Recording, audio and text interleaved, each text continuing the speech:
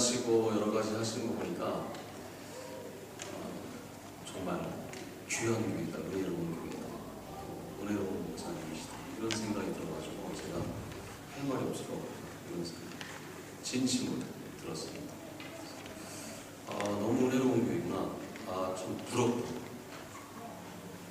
이런 생각이 들어서 기도 많이 해야겠다. 이런 좋은 성도님들이랑 같이 이렇게 할 수 있도록 기도 더 많이 해야겠다. 그런 생각을 했습니다. 오늘 하나님께서 우리에게 주시는 말씀은 사무엘서 1장 18절부터 1절부터 18절까지의 말씀을 여러분하고 나누도록 하겠습니다. 기도 중에 오늘 헌신 예배 때 하나님이 주시는 메시지가 무엇인지 묵상하면서 준비한 말씀이니까 여러분에게 레마의 말씀으로 들려지길 바랍니다. 오늘 이 사무엘상 1장의 메시지는 어떻게 보면 사무엘 상하에 있어서 제일 많이 거론되는 인물이 누구냐면 우리가 1장부터 15장까지는 다른 인물들이 나오지만 16장부터 다윗이 등장하기는 해요. 그렇지만은 결국에 다윗이 주인공입니다. 다윗이 주인공인 이 메시지에 맨 처음에 한나가 타이틀을 끊는 거예요. 전문맥의 메시지를 보면은 출애굽기가 있고 출애굽기 이후에 우리가 신명기 민수기는 출애굽기 안에 역사가 있고요. 우리가 사사기가 있죠. 사사기가 있는데 그 인물들 중심 인물들은 누구냐면은 창세기는 아브라함이고 출애굽기도 신명기 민수기는 모세가 중심 인물이고 그리고 사사기에는 중심 인물이 있는 것 같은데 보통 우리가 열세 사사를 이야기해서 5대 3득이 불려라고 사 눈치채셨죠? 7글자 따서 쉽게 외우고 그 13명의 사사가 있는데 그 13명의 사사가 있는 그 시대에는 우리가 사사기의 주제 여러분 혹시 큐티 하시는 분들 계시나요? 매일 성경 요즘 사사기 하고 있는데 사사기를 보면 배경이 자기 소견에 옳은 대로 하였다 이런 배경을 갖고 있어요. 그러니까 창세기의 아브라함과 같이 또 우리가 출애굽기의 모세와 여호수아와 갈렙과 같이 그 중심되는 정말 하나님이 쓰시는 인물이 필요한 시대인데 열세 사사를 보면은 거의 대부분 모세와 비견되거나 여호수아 갈렙과 비견되거나 아브라함과 비견되기에는 많이 부족해요. 그래서 결국에 이 모세와 비견되고 아브라함과 비견되고 여호수아 갈렙과 비견될 만한 인물을 사무엘상에 찾아보면은 누구냐면 다윗입니다. 그래서 이 역사가 이어지는 상황 속에서 말하자면은 아브라함, 모세, 여호수아 갈렙 그리고 이후에 다윗이 이어지는 이 아주 중요한 시대의 연결점의 첫 타이틀을 끊는 게 누구냐면 한나예요. 그래서 이 한나가 어떤 역할을 하냐면 제가 오늘 주일날 교회 설교할 때 소우주라는 말을 했거든요. 소우주. 우리가 과학관이라든지 그런 시설에 가면 우주에 대해서 많이 꾸며놨잖아요. 그래서 그거를 이제 영상을 보고 가르치는 선생님들 얘기를 다 듣다 보면은 우주가 이런 거구나. 그리고 우리가 이렇게 좀 간접적으로 경험을 하잖아요. 멀리 직접적으로 우주선을 타고 우주를 날아가 볼 수는 없지만 이 소우주를 꾸며놓은 것을 통해 우주는 그렇구나 이렇게 보게 되잖아요. 한나의 이야기가 마치 다윗을 준비하는 소우주와 같은 이야기예요. 한 여인이지만 이 한 여인의 이야기를 통해서 어떻게 하나님의 나라가 다윗을 통해 이 땅에 세워지느냐 굉장히 중요한 징검다리였다 한다는 거예요. 그래서 이 사사기 시대의 긴 사사기 역사 속에서 하나님이 세우시는 모세와 같은 아브라함과 같은 여호수아 갈렙과 같은 지도자가 없이 자기 소견에 옳은 대로 하던 시대에 다윗을 기다리는 그 기간이 굉장히 긴데 그 기간 동안에 힘들고 어렵고 답답하고 하나님 응답하시지 않는 것 같고 이스라엘 죄는 점점 커져가고 이런 상황에서 왜 하나님의 구원은 임하지 않는가 질문하고 있는 시기에 다윗이 와서 그 해답을 하나님을 통해서 다윗을 통해 해답이 주어질 때에 그 시작의 한나를 보면은 엘가나라는 남편 그리고 자기가 엘가나 밑에 한나와 브린나가 있는 거죠. 한나는 아기를 낳지 못해요. 근데 브린나는 아기를 낳아요. 고대 유대 사회에서는 아기를 못 낳으면은, 우리 유대 사회 여러분 기분 나쁘고 특히 제가 여성분들이 많아가지고 조심스러워요. 혼날 겁니다. 그렇지만 지금은 아니죠. 우리가 그 가부장적 시대에, 우리 유대 사회는 가부장적 시대가 강했거든요. 그때는 인구 아시는 거야. 다 목사님 통해 배우셨어요. 인구 조사를 할 때 여성은 인구를 세지 않죠. 아기도 안 세고 노인도 안 세요. 노인이라고 해봐야 50세 이후부터인데 세지 않습니다. 젊은 사람들만 세는 거예요. 장정이라는 수로. 여성들 숫자를 세지 않던 시대에 그 여성이 아기까지 낳지 못한다고 하면 이거는 가정에 엄청난 피해를 주고 그 사회에서 아주 이건 역적인 거예요. 뭐 돌로 쳐서 죽여도 될 정도로 여성으로서의 자존감을 완전히 말살하는. 그래서 굉장히 고통받고 힘들어하는 그 한나가 브린나의 핍박, 또 사회적으로 오는 어떤 도전으로 인한 열등감, 뭐 이런 것들로 인한 고통을 받는 때에 굴하지 않고 계속 하나님께 나가서 성질나 그러면서 막 브린나를 막 욕하고 엘가나에게 막 바가지를 끌고, 아니면 요즘에 여성신학이 막 발전하고 있는데 성서의 번역을 바꿀 정도로 열광적으로 하죠. 우리가 공인된 성서에는 하나님을 남성으로 표현을 쓰고 있는데 여성신학이 막 발전하는 미국에서는 새로 번역된 성경에는요 남성과 여성을 같이 쓰는 단어로 하나님을 표현하고 있죠. 몇몇 번역된 성경들이 이미 시작되고 있습니다. 그렇게 막 하는 거죠. 어쨌든 그렇게 막 고통받는데 그것을 어떻게 운동으로 아니면 싸움으로 아니면 뭐 남편에 대한 어떤 당신 때문에 그랬어 막 이렇게 하면서 원망하지 않고 그 문제를 계속 끌어안고 하나님께 나아가 기도하는 거예요. 하나님께 그 마음을 쏟아내는 거예요. 그 하나님을.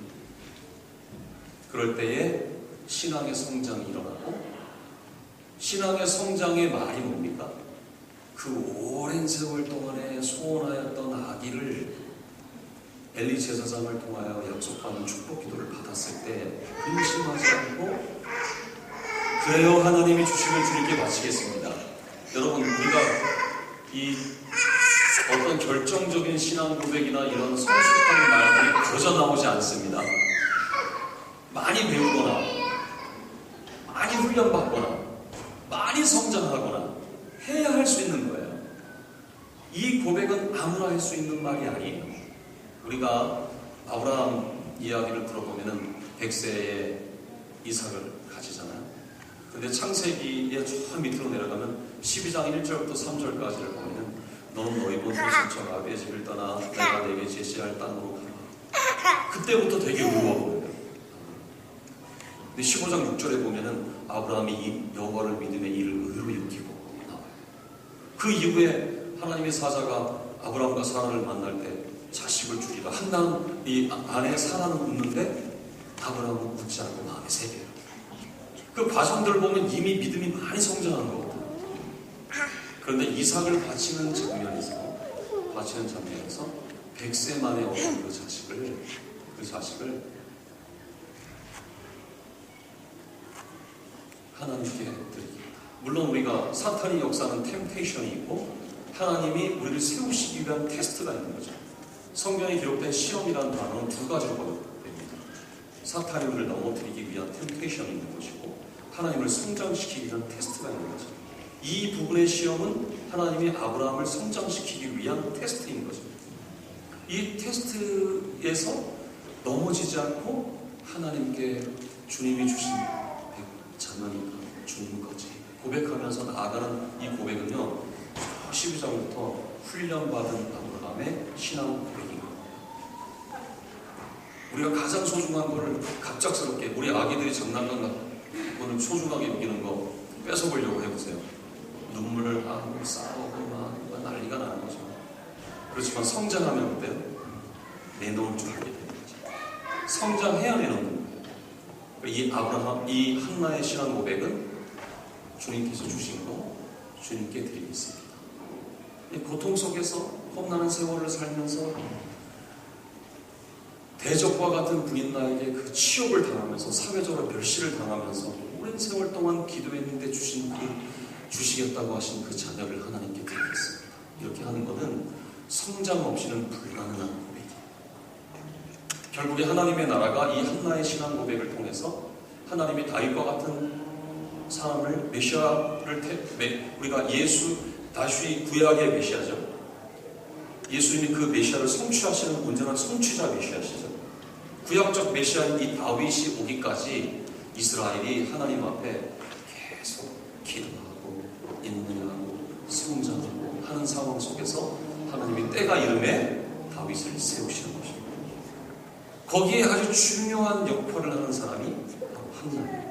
소우주와 같은 거죠.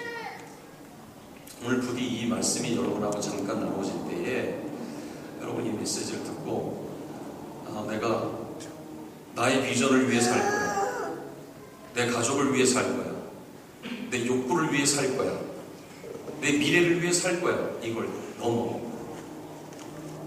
이스라엘의 하나님의 구원을 비춰주는 소우주와 같은 통로의 역할을 하는 귀한 하나님의 사람들이 되기를 축원합니다. 할렐루야. 오늘 이 본문 1절, 사무엘상 1장 1절부터 3절까지를 보면은 에브라임 산지 라마 다임 소빔의 에브라임 사람 엘가나라는 사람이 있었으니 그는 여로함의 아들이요 엘리후의 손자요 도우의 중손이요 수백 현손이다. 그에게 두 아내가 있었으니 한 사람의 이름은 한나요 한 사람의 이름은 브린나. 브린나에게는 자식이 있고 한나에게는 자식이 없었다. 이 사람이 매년 자기 성읍에서 나와서 실로에 올라가서 만군의 여호와께 예배하며 제사를 드렸는데 엘리의 두 아들 홈리와 비느하스가 여호와의 제사장으로 거기에 있었다. 제가 길게는 안 읽고 8절 한번 더 읽을게요. 그의 남편 엘가나가 그에게 이르되 한나야 어찌하여 울며 이같이 웃지 아니하며 어찌하여 그대의 마음이 슬프냐 내가 그대에게 10 아들보다 낫지 아니하나. 이스라엘의 구원에 있어서 하나님의 역사의 소우주와 같은 역할을 하는 이 한나에게 있어서 질대 같은 역할을 하는 사람이 엘가나예요. 우리가 말하자면 이 엘가나, 한나의 남편, 브린나의 남편인 엘가나는 레위 지파 사람이에요. 레위 지파는 여러분이 아는 것처럼 하나님을 섬기는 사람이에요. 근데 하나님을 섬기는 사람들이 사사기를 거치면서 하나님을 섬기는 일이 여의치 않으니까 세상 일을 하는 사람이 되는 거예요. 레위 지파인데 세상 일을 하는 사람이 엘가나예요. 근데 여기에 레위 지파로서 비교되고 대조되는 사람이 누구냐면 엘리 제사장입니다. 자, 엘리 제사장은 레위 지파로서 하나님을 섬기는 제사장의 역할 정확히 자기자리에 딱 있습니다. 근데 엘가나는 레위 지파로서 하나님을 섬기는 자리를 잠깐 이렇게 약간 벗어난 것 같으면서 세상의 자리에 있습니다. 우리가 볼 때, 겉으로 볼 때는 이 어떤 사람을 볼 때 그 사람에 대한 메커니즘을 잘 모르니까 겉모습을 보고 선입견으로 판단하거든요. 그러면 엘가나는 어쨌든 좋은 남편인 것 같지만 이 사람이 레위 지파로서 살아가는데 하나님을 섬기는 일보단 세상 일을 하고 있는 사람이니까 나쁜 사람인가 보다. 어쨌든 엘리 제사장은 하나님을 섬기고 있으니까 자기 자리에 딱 박혀 있으니까 좋은 사람인가 보다. 이렇게 생각할 수 있는 거죠. 엘가나와 이 엘리 제사장을 비교하면 엘가나는 어떤 사람이냐면 자기 안에 두 사람이 있어요. 브린나와 한나.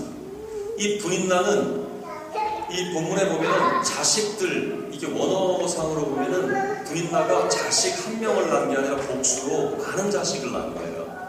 최소한 몇 명을 낳은 거예요. 근데 구약시대에는 자녀가 전통의 화살이라는 표현처럼 재산의 일부로 취급됐습니다. 그러니까 자녀가 많으면 많을수록 부유가 있는 거고 명예가 큰 거예요. 자식이 없으면 없을수록 명예가 없고 부유함이 없는 거예요. 그러면 이 브린나는 엘가나에게 있어서 자기 남편에게 명예를 주고요, 자기 남편에게 부유를 가져다 준 사람이에요. 그런데 한나는 자기 남편에게 명예도 가져다 주지 않고 부유도 가져다 주지 않은 사람이에요. 그런데 이 엘가나의 행동을 잘 보면 겉으로 보면 하나님의 자리에서 벗어난 것 같이 보이는데 레위지 사람으로서 자기에게 명예를 가져다 주고 자기에게 부유를 가져다 준 그 부인나에게 집중하지 않고 자기에게 부유도 명예도 가져다 주지 않는 가슴 아파하고 힘들어하고 고통 속에 살아가는 그 여인, 가련한 여인 한나에게 집중하고 있습니다. 마치 예수님께서 99마리의 편안한 양을 떠나 한 마리의 양을 찾아 산으로 들로 헤매시고 하늘의 보좌를 버리고 이 땅에 오셔서 인간의 몸으로 죽으신 거죠. 그러나 엘리를 잘 보면 제사장의 위치로서 딱 서 있어요. 제사 일을 하고 기도를 해주고 다 해요. 그런데 그 자식 교육이 잘못돼서 홈리와 비느하스가 그 자식 교육을 자기 자리에 서 있는 것 같지만 자식 교육을 잘못해요. 그래서 그 자식들이 재물이 들어오면 그것을 하나님께 바치지 않고 자기 주머니에 넣는 자기 이익을 위한 제사 일을 하고 있는데 그걸 눈 감아요. 겉으로는 제사장이고 겉으로는 어떻게 보면 목회자인데 말이에요. 그리고 하나님께 그 슬픔을 가지고 나와서 눈물을 흘리는 그 여인의 기도를 보면서 그 여인이 왜 우는지, 왜 힘들어하는지, 왜 아파하는지에 관심보다는 기도하는 태도를 보고 술 취하였다. 어떻게 보면 영적으로, 어떻게 보면 삶으로 겉모습은 틀이 딱 박혀 있는데 그 안은 제사장적이지 않은 사람이에요.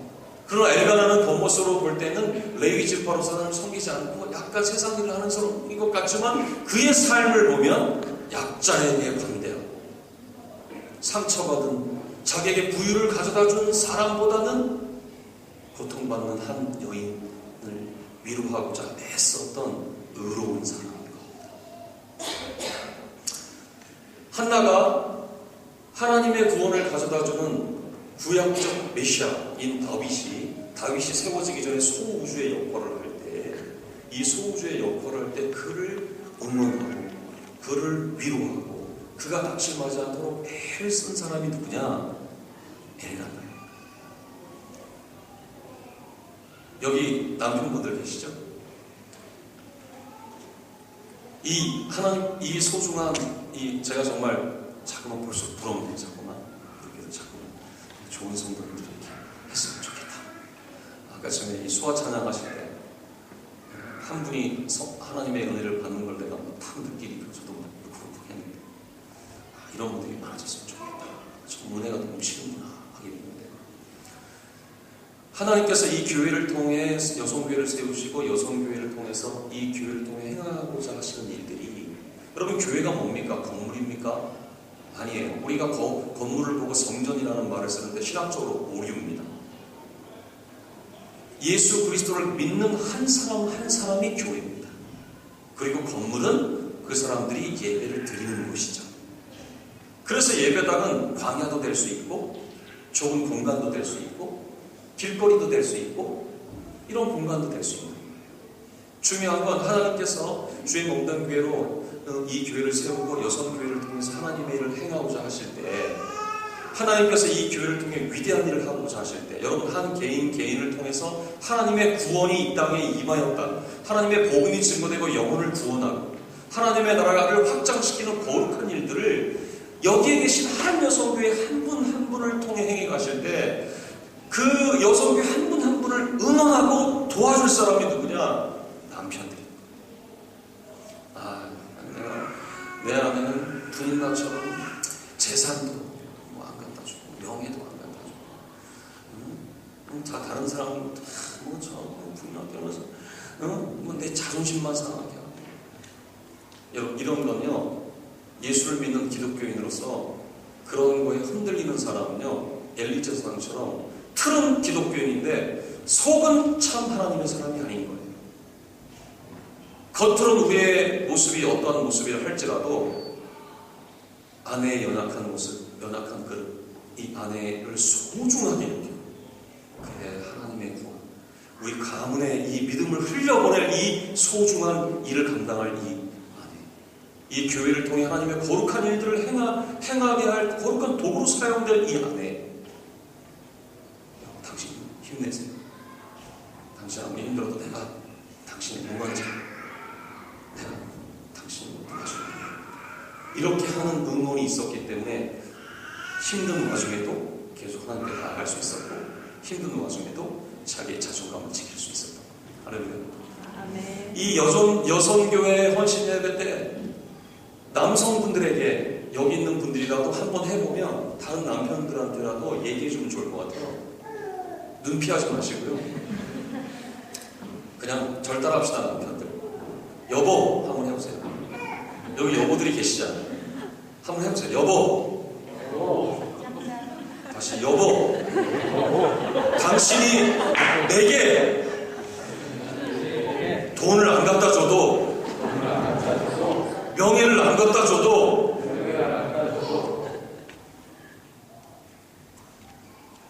당신을 사랑해요. 해보세요.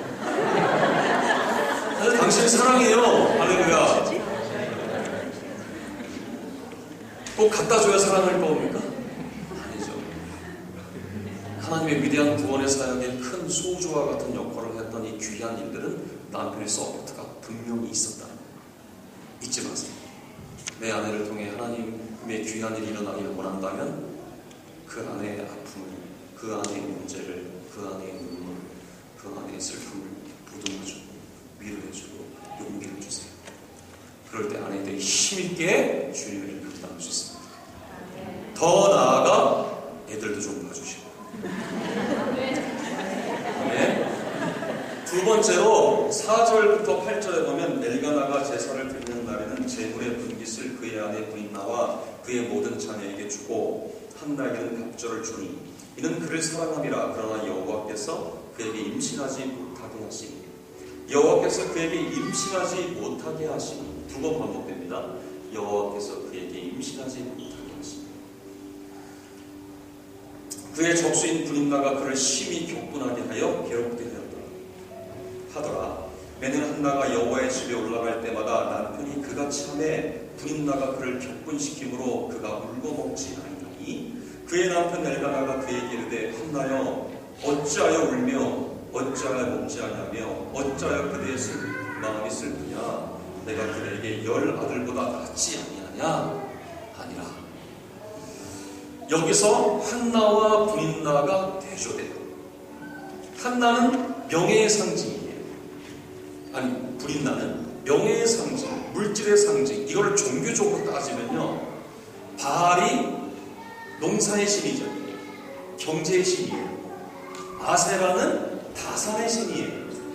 그러니까 브린나는 우상을 상징해요. 아기를 많이 낳고, 그래서 남편에게 부귀를 주고 명예를 주고. 그런데 한나는 남편에게 아기를 낳지 못하게, 아기를 주지 못하고 명예도 못 주고, 정말 물질도 못 주고, 어떤 자존심도 세우지 못하고 가문의 명예에 복치를 하고 있는 거죠. 그죠? 그런데 여기서 중요한 거는 브린나의 태도예요. 먼저 한나와 브린나의 태도를 나눠서 설명하고 말씀을 마치겠습니다. 브린나의 태도는 어떤 태도냐면, 자신이 가지게 된 힘, 자신이 가지게 된 명예, 자신이 가지게 된 영예를 이용해서 힘없는 자를 억압하는